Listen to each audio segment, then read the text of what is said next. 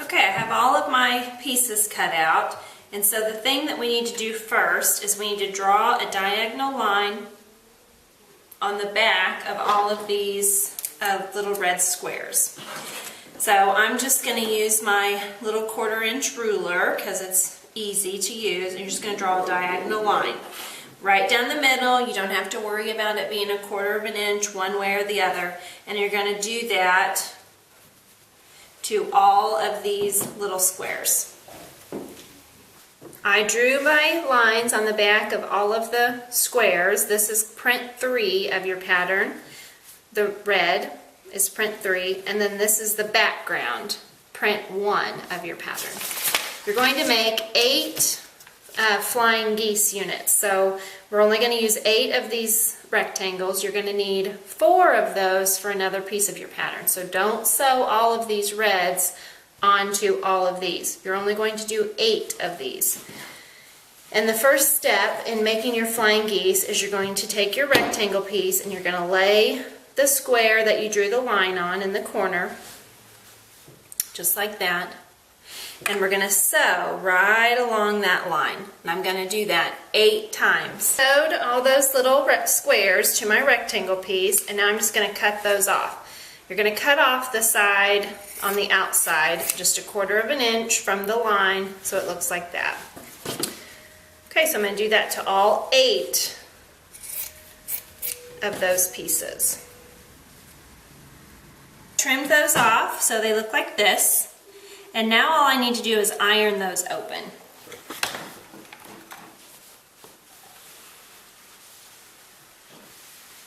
Or iron those to one side, I guess. So they look like this.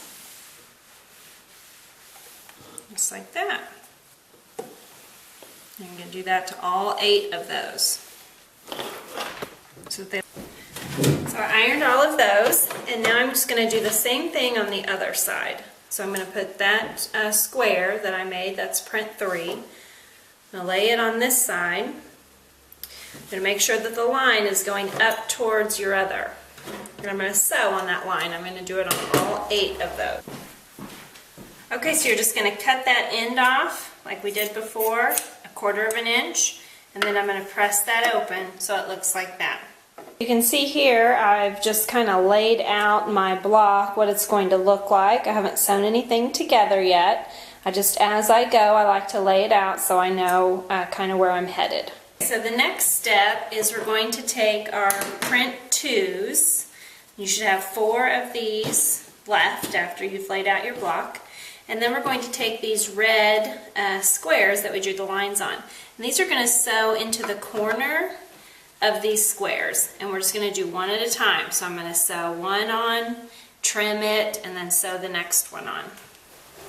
I sewed on that one square there right on the line, and now I'm just going to trim that off 1/4 inch from the sew line, and now I'm going to go and iron that open. I did that with all 4 of my pieces, so they look like this. Now I'm going to sew on the next corner. So I lay that there, sew, trim it off, and then iron it. I'm going to do that on all 4 sides. Okay, I created the unit that looks like this. So you can see I did all 4 sides and I ironed it. So you just want to square that up, make sure your sides are even, and this is how your block is going to look. And so now I'm going to sew it together by rows. So I'll sew each row together. Okay, I sewed my rows together, as you can see, and then I went over and ironed them. That's important that you iron all your seams. And now I'm going to sew these rows together. Well, here's the completed block. Thank you for doing this with me. And the pattern actually calls for circle appliques, which I did not do on mine because I didn't think it needed it. But if you would like to do that on yours, you can follow an earlier tutorial that does fusible applique. This is block 4. Thanks for watching.